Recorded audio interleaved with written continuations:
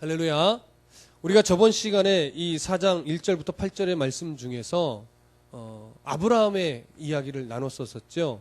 그 아브라함에 대한 이야기는 뭐였냐면 결국 이신칭의의 교리를 가르쳐 주면서 그거에 대한 어떤 성경적인 증거를 드는 거였어요. 봐라, 너희들이 믿음의 조상이라 일컬으면서 아브라함이 행함으로 율법을 지킴으로 의롭게 여김을 된 어떤 모델로 여기면서 아브라함처럼 순종하기를 원하고 아브라함처럼 율법을 지키고자 원하는 그런 믿음으로 순종해 왔는데, 아브라함도 결국은 따지고 보면 율법을 행함으로 의롭다 인정을 받은 것이 아니다라고 하는 것이었어요. 그래서 그 두 가지를 예로 들었죠. 아브라함 때 아브라함은 할례를 했었다 안 했었다?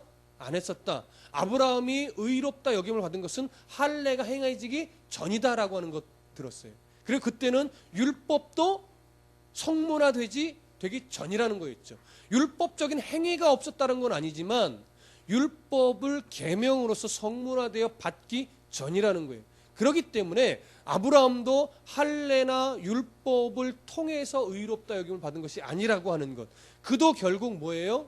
믿음으로.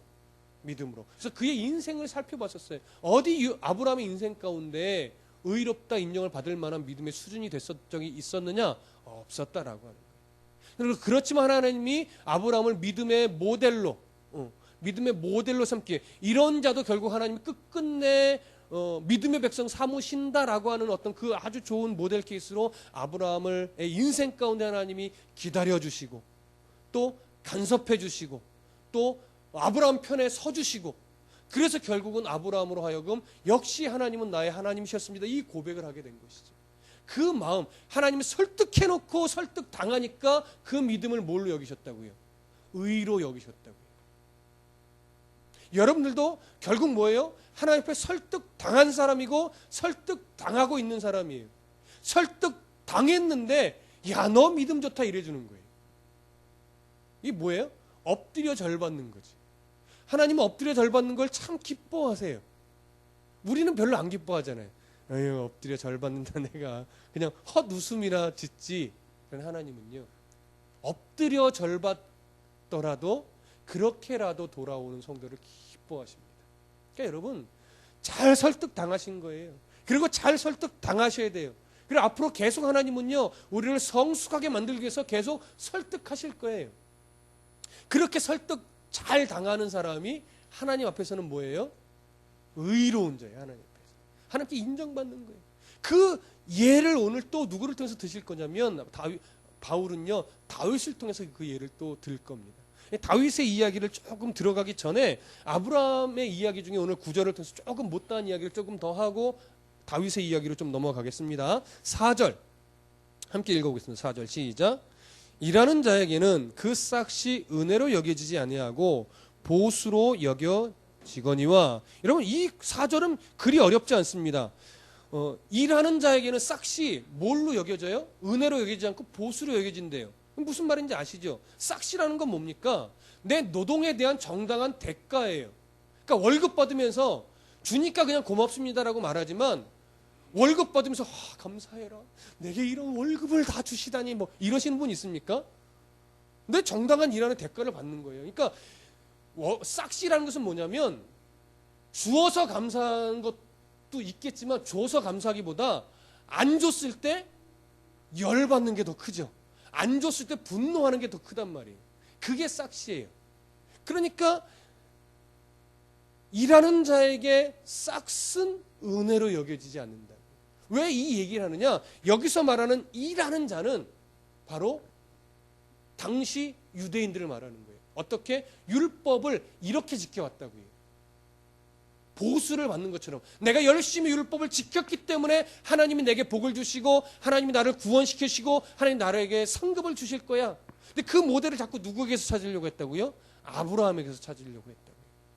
그래서 그게 아니라는 걸 계속 이야기해왔고, 그러면서 오늘 4절에서는 아브라함이 일한 노력으로 율법을 지켜서 행한 것이라면 그것은 은혜가 아니라는 거죠.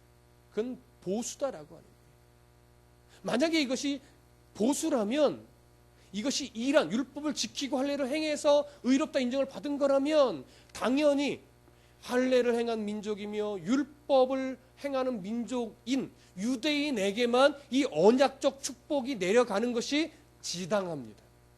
당연합니다. 그렇죠? 보수라면 이것이 구원에 이르는 은혜, 하나님의 이 언약적 복이 일한 자에게 주어지는 싹시라면 유대인에게만 국한된 복이 되는 게 맞아요. 그러나 아브라함도 싹수로 받은 것이 아니기 때문에 이것은 바로 누구에게나 하나님의 은혜로 주어지는 전적 은혜로 주어지는 선물이라는 것을 강조하는 겁니다. 칼빈도 이것은 선물이라는 부분에 더 초점을 많이 맞췄어요. 자, 그래서 보세요. 5절. 이 5절에서 그래서 이 얘기를 하는 거 함께 읽어봅니다. 시작.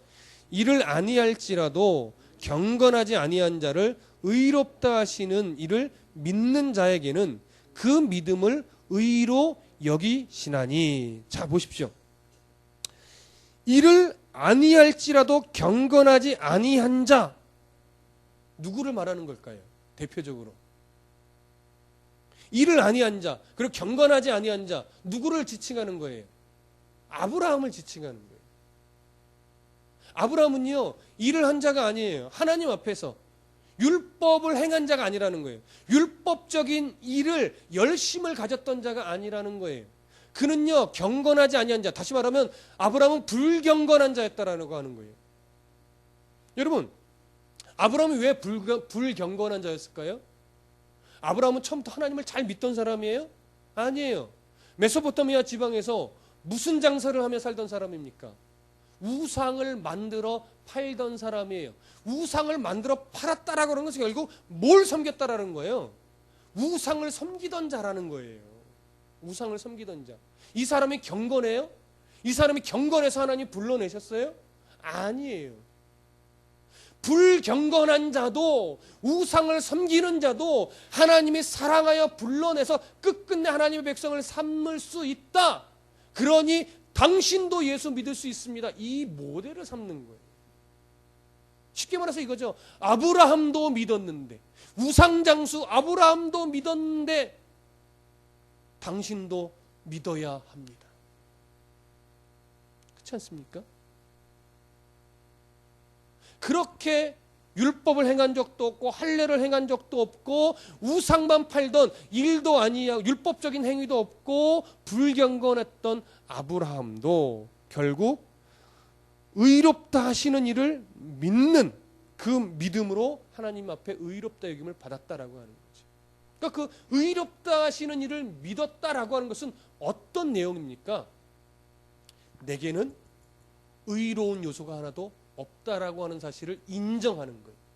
그리고 나를 의롭게 여겨주실 수 있는 분은 바로 하나님밖에 없구나. 이걸 인정하는 거예요. 그 믿음이 결국 뭐냐? 하나님으로부터 의롭다라고 인정받을 수 있는 믿음이라는 거예요. 그러니까 가장 좋은 믿음은 뭐냐? 내가 죄인이라는 걸 인정할 수 있는 게 가장 좋은 믿음이에요. 그리고 죄인인 나를 구원에 이르게 해주실 수 있는 분은 하나님밖에 없다라고 하는 걸 인정하는 것이 가장 좋은 믿음이에요. 이게 쉬울 것 같지만 그렇게 쉽지 않습니다. 왜요? 이 사람의 성향은요, 자꾸 어디로 기울어지냐면 정성을 다해 하나님께 뭔가를 해서 하나님으로부터 복받기를 원하는 성향으로 자꾸 기울어지는 거예요. 몰라서가 아니라 알면서도 그래요. 알면서도. 조금 안 좋은 일이 일어나면 우리는 대번에 이런 생각하는 거예요. 내가 뭘 잘못했나? 내가 기도 생활을 좀 부족하게 했나? 내가 저번 주 예배를 빠졌더니 내가 헌금을 최선을 다해서 드리지 않았더니 뭐 이런 거 있잖아요. 그렇게 어떤 나의 종교적인 행위나 열심이 부족하여 하나님의 복을 못 받나? 그래서 이렇게 좀 불행한 안 좋은 일이 생기나? 이렇게 자꾸 사람은 간다고요. 몰라서가 아니에요. 가끔 저도요, 무의식적으로 어떤 좀 안 좋은 일이 생길 때 내가 뭘 회개해야 되나? 내가 요즘 목회를 좀 소홀히 여겼나? 막 이런 거 있잖아요. 내가 성경을 좀 열심히 안 봤나? 그래서 이렇게 마음이 무겁나? 이렇게 뭔 일이 생기나? 막 이렇게 문득 생각하는 거예요. 그러다가 아이고 이 목사야 정신 차려라. 그거 아닌 거 아니라고 그렇게 성도들한테 외쳐대고서 너는 그런 생각하고 있냐? 저도 그런다. 왜요? 그게 인간의 죄성이 갖고 있는 본성이기 때문에. 그러니까 자꾸 그런 마음과 싸우라는 거예요. 나를 의롭게 인정해 주시고 나의 어떠함과 상관없이 나를 귀하게 보시는 그 하나님을 인정하고 믿는 싸움을 해 나가는 것, 그게 가장 뭐예요? 좋은 믿음이라. 뭔가를 해드리는 것이 가장 좋은 믿음이 아니라 그런 생각들을 자꾸 끌어내서 온전히 나는 부족한 걸 인정하고 하나님의 가장 크심을 인정하여 그분만 바라보고 그분만 이제 하나님 난 죽었어요. 하나님이 나 일으켜 주시고 하나님이 나 갈 수 있도록 도와주시고 힘주세요. 요 믿음만 계속 부여잡고 바른 길로 갈 수 있는 그 흔들림이 적은 자, 그 사람이 믿음이 좋은 거예요. 그러니까 자꾸 우리는 저 사람이 얼마나 열심히 예배했나, 저 사람이 얼마나 헌금 생활을 많이 했나, 얼마나 새벽기도 잘 나왔나, 자꾸 이런 걸로 그 사람의 믿음의 수준을 자꾸 보려고 해요. 물론 그런 외형적인 게 그 사람의 믿음의 수준을 반영하지 않는다라고 하는 것은 아닙니다. 어느 정도 믿음의 그림들이 거기서 나타나죠. 왜요? 믿음이 있는 사람이 예배를 소홀히 할 수 없고, 믿음이 있는 사람이 바른 헌금 생활을 게을리할 수 없고, 믿음이 있는 사람이 기도를 소홀히 할 수 없기 때문에 그런 것들이 당연히 반영이 되지만 그것이 꼭 그 사람의 믿음의 수준을 말한다고 동일시할 수는 없다라고 하는 것이죠. 무슨 말씀인지 이해되시겠습니까? 그렇기 때문에 오늘 이 본문은 계속하여 믿음과 행위를 계속 대조하여 구별하고 있는 거예요. 저번에 그 말씀 드렸죠. 믿음의 반대말은 불신이 아니에요. 일반적으로는 믿음의 반대말이 불신이지만 성경에서 말하는 믿음, 하나님을 향한 믿음의 반대말은 뭐냐면 행위예요. 행위. 하나님, 오직 하나님의 은혜, 하나님의 도우심, 하나님의 선물, 이것만 바라보는 게 믿음이라면 내 노력, 내 정성, 내 열심으로 뭔가 하나님 앞에 나아가려고 하는 이 행위들로 가득 찬 것이 바로 불신이고 믿음의 반대말인 겁니다. 그것이 오늘 성경에서 자꾸 드러내고 있는 거예요. 그렇다고 해서 이런 표현들이 성도에게 의로운 행위가 필요 없다는 뜻이냐? 그렇지는 않습니다. 여러분, 아브라함이 일생을 이렇게 돌아보면 그렇다고 해서 믿음의 어떤 경건한 의로운 행위들이나 열심들이 전혀 없었습니까? 그렇지 않아요. 어떻게 보면 우리가 아브라함의 어떤 믿음의 열심을 따라가기 어렵습니다. 그만한 믿음 갖기 어려워요. 그럼에도 불구하고 우리가 아브라함이 그런 믿음으로 구원에 이른 것이 아니다라고 계속 강조하는 이유는 뭐냐면 아브라함이 우리보다 훨씬 더 높은 수준의 경건을 이루었고 우리보다 더 높은 수준의 열심이 있었지만 그 열심의 수준은 하나님이 원하시는 의로움의 수준에는 아주 미치지 못한다는 거예요. 그 수준은 아주 지극히 낮은 수준이라는 거예요. 하나님이 원하는 수준까지 사실은 올리려면 이 땅에서 그 수준의 어떤 거룩이나 열심을 낼 수 있는 사람은 하나도 없다라고 하는 겁니다. 하나님으로부터 인정받을 수 있는 수준의 행위를 가질 수 있는 사람은요 없어요. 그것을 말하는 거예요. 아까 우리 김선 선생님하고 좀 이야기를 하면서 그런 얘기를 했었어요. 어릴 때, 그러니까 예수님을 믿지 않을 때 불교에서 말하는 윤회설이 있잖아요. 윤회설. 어릴 때 그 윤회설이라는 얘기를 들으면서 나는 이 다음에 태어나면 나는 새로 태어나고 싶어. 왜? 하늘을 날고 싶거든. 막 이런 상상 누구나 한 번쯤 해보잖아요. 근데 그러면서 듣는 얘기가 뭐냐면 죄 짓고 살생하고 잘못 살면 이 다음에 짐승으로 태어난다는 거예요. 하는 거죠. 악하면 악할수록 뭐예요?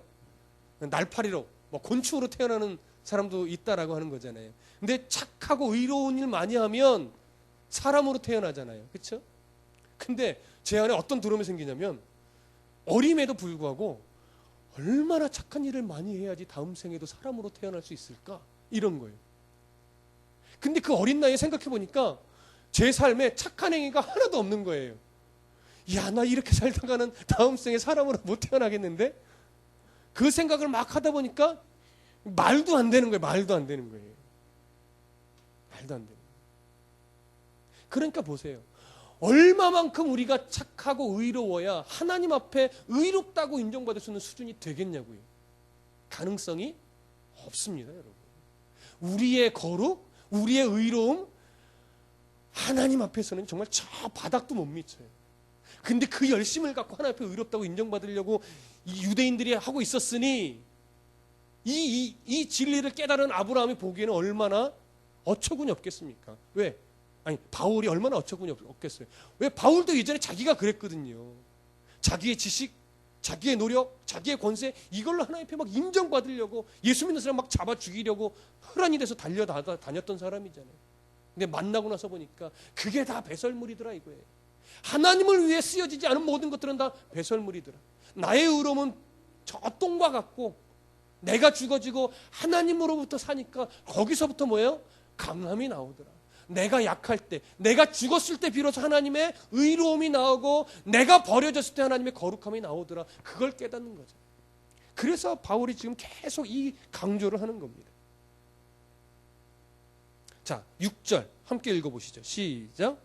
이란 것이 없이 하나님께 의로 여기심을 받는 사람의 복에 대하여 다윗이 말한 바. 자, 이제 다윗의 시를 꺼내 인용하면서 다윗을 예로 듭니다. 그러면서 뭐라고 말해요? 일한 것이 없이.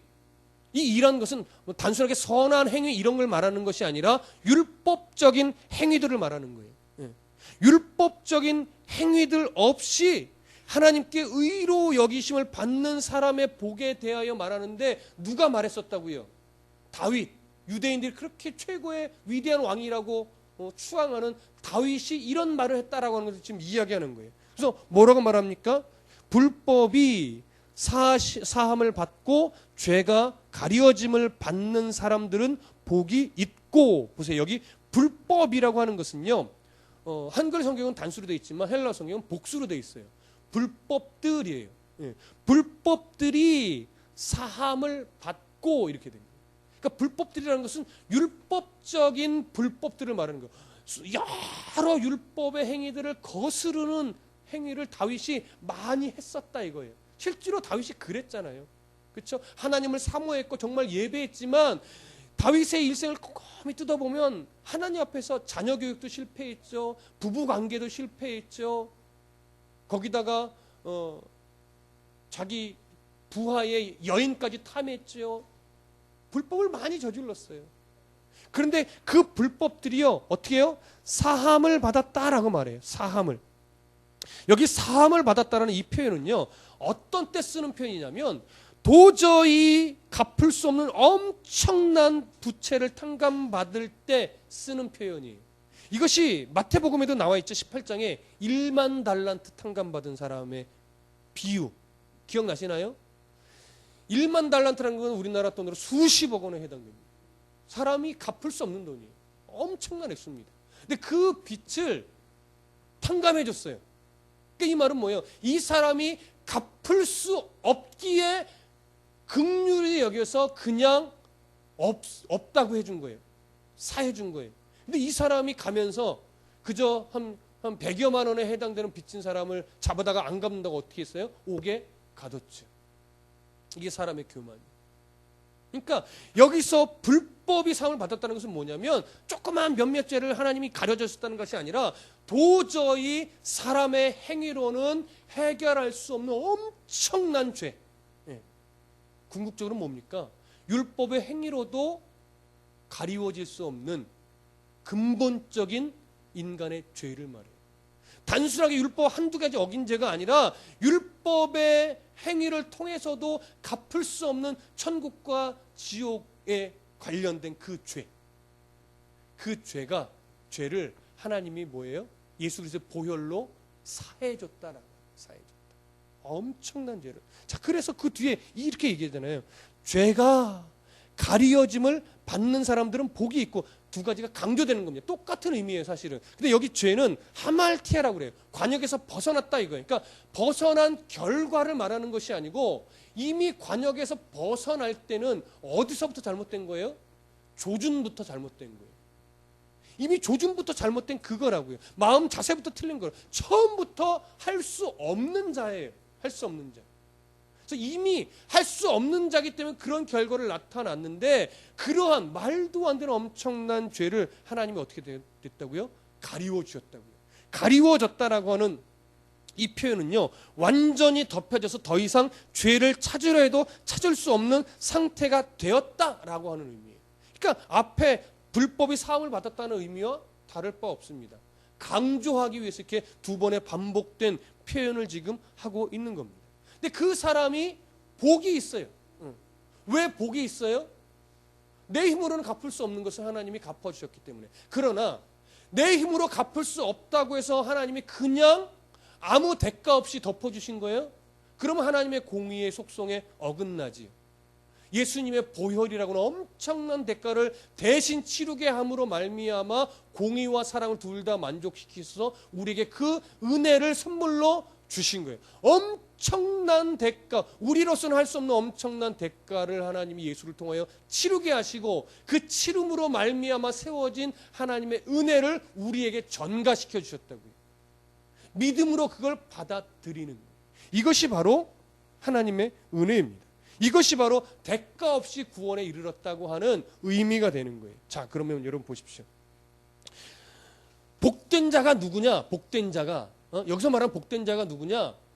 이 사실을 인정하고 받아들이는 자가 뭐예요? 복된 거예요. 자, 그러면 아주 중요한 말씀 드릴게요. 마틴 로이드 존스 목사님이요, 이런 말씀을 하셨었어요. 마틴 로이드 존스 목사님은요, 이렇게 보통 표현되는 사람입니다. 논리의 제왕이라고 불려요. 논리. 마틴 로이드 존스 목사님의 설교는요, 얼마나 깊은지 논리예요. 우리가 이렇게 그냥 그분 설교 들으면 굉장히 어려워요. 미국 사람들의 어떤 좀 사고방식에 좀 맞는 설교긴 한데 논리 자체예요.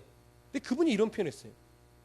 그리스도인은 이 진리를 깨닫고 자신을 구원하려고 시도하지 않는 사람이다. 잘 들어보세요. 다시. 그리스도인이라는 것은 이 진리, 예수의 보혈로 말미암아 구원을 선물로 받았다라고 하는 이 진리를 깨닫고 자신을 구원하려고 시도하지 않는 사람이다. 이 말의 의미를 아시겠습니까? 만일 여러분이 구원을 위해 무엇을 하려고 애쓴다면 그것은 여러분이 이것을, 말하자면 이 진리를 이해하지 못했다고 하는 것을 뜻하는 것이다라고 하는 거예요. 물론 이 위대한 진리를 깨달은 후에 전력을 다해 하나님을 기쁘게 하려고 애쓸 수는 있다. 그러나 그것이 여러분을 구원하지는 않는다. 이것을 믿는 사람은 회개한다. 그러나 회개함이 그를 구원하지도 않는다. 이 말의 의미를 아시겠습니까? 우리는 구원을 얻기 위해 아무 일도 하지 않는다. 그래서 우리가 자랑할 것이나 자랑할 데가 없는 것이다. 그리스도인은 그것을 알고 그리스도의 의를 의지하는 사람이다. 여러분, 정확한 표현입니다. 기본적으로 여러분 회개해야 구원받잖아요. 그 말이 틀린 거 아니에요. 그러나 조금 더 깊이 들어가면 회개해서 구원받는 것이 아니라 구원을 받았기 때문에 비로소 회개할 수 있는 마음이 생겨나는 거예요. 무슨 의미인지 아시겠습니까? 그래서 이 진리를 바르고 온전하게 정말 성숙하게 깨달은 사람은요, 구원을 위해서 아무 노력도 하지 않는 거예요. 다만 그 진리를 뭐예요? 받아들이고 인정하기만 하면 되는 거예요. 아, 날 위해 죽어주신 것이 맞구나. 하나님, 근데 내가 주신 구원에 맞는 사람으로 살지 못해서 죄송합니다. 그러면서 뭐예요? 회개가 일어나는 거예요. 여러분, 이것을 그래서 깨닫는 사람이 복되다고 하는 거예요. 이걸 깨닫지 못하면요, 아무리 교회를 나와도 내 예배의 열심과 내 헌금의 어떤 액수와 정성으로 하나님 앞에 점수 딸려가고 그래야 더 큰 상급을 받을 것 같고 그래야 더 큰 구원을 누릴 것 같은 거예요. 아니에요. 구원은 신인 협력설이 아닙니다. 100% 예수 그리스도의 공로와 하나님의 은혜로 우리가 가게 된 것이고, 그 후에 일어나는 열심들은 다 하나님의 자녀답게 거룩하게 살기 위해서, 그리고 하나님의 영광을 더 드러내기 위한 우리의 열심이어야지, 우리의 공로몸과 하나님의 능력을 끌어내기 위한 이런 공로가 돼서는 안 된다라고 하는 겁니다. 다윗은 그처럼 자신에게로부터 나온 수많은 죄로 인해 번민하고 방황하다가 그 모든 죄를 그저 덮어주시는 하나님의 은혜를 체험한 자였어요. 그래서 다윗이 무슨 고백을 해요? 우리가 주일에 나눴었잖아요. 시편 23편의 고백을 그래서 할 수 있었던 거예요. 여호와는 나의 목자시니 내게 부족함이 없으리로다. 나를 사망의 음침한 골짜기로 끌고 다니셔서 내 몸에 상처가 많고 온통 멍투성이라 할지라도 나를 인도하시고 보호하시는 하나님이 결국은 푸른 초장을 만나게 하시고, 그래서 나를 건강하게 하실 그 하나님을 내가 이제 깨달았기 때문에 내가 해를 이제 더 이상 두려워하지 않는다라고 하는 고백을 하자. 이게 다윗의 고백이에요. 이게 어디 행함에서 나오는 거예요? 아니요. 이렇게 표현하면 옳을 거예요. 질질 끌려다니다 보니까, 질질 끌려다니다가 상처나고 멍들고 찢기다 보니까 그 아픔이 결코 나를 죽이려고 하는 아픔이 아니라 내 영을 살찌우고 나를 구원에 이르게 하며 나를 더 하나님의 성품에 닮아가게 만드는 끌어당김이었다라는 사실을 알게 되는 거죠. 그래서 하나님 앞에서 내 공로를 드러내지 않고, 하나님 나를 잘 끌어당겨 주셔서 고맙습니다. 제가 잘 질질 끌려다닐 수 있도록 저를 놓치지 않으시고 지팡이로 끌어당기시고 막대기로 지켜주시면서 저를 잘 끌어당겨 주시고 제가 잘 끌려다닐 수 있도록 해주셔서 감사합니다. 제가 더 찢어져도 좋고 제가 더 상처나도 상관없으니 저를 계속해서 사망의 음침한 골짜기로 끌고 가시면서 푸른 초장으로 저를 먹을 수 있게 인도해 주시옵소서. 이제는 넘어짐이 두렵지 않고 이제는 자빠짐이 두렵지 않습니다. 나를 세우시고 만들어 가시는 하나님을 내가 믿습니다. 나를 도와주시옵소서. 이게 다윗의 고백입니다. 이것이 아브라함의 고백이었습니다. 이것이 이제 우리의 고백이 되어야 하는 겁니다. 여러분, 이 믿음의 진리를 이제 가슴에 새겨두시고 정말 복된 자로, 이런 다윗이 경험했던 하나님의 은혜, 아브라함이 소유했던 소유할 수 있게 되었던 믿음을 가진 자로 복된 성도의 삶을 살아가심으로 하나님 이제는 두렵지 않아요. 하나님 감사해요. 이제 넘어지는 것 두렵지 않아요. 엎어지는 것, 곧 깨지는 것 두렵지 않아요. 하나님 그저 하나님 안에서만 머물게 해주세요. 주의 지팡이에 내 목만 걸려있게 해주세요. 그러면 감사합니다. 제가 나를 밥상을 차려주며 가족 공동체로 저를 인정해 주시고 품으시며 내 머리에 결국 기름을 부으셔서 내 잔이 넘치도록 해주실 그 하나님을 제가 소망하고 바라봅니다. 그때까지 잘 끌려갈 수 있도록 하나님 도와주세요. 이런 믿음의 고백을 정말 삶 가운데 중심으로 하나님 앞에 할 수 있는 성도가 되시기를 소원합니다. 기도하겠습니다.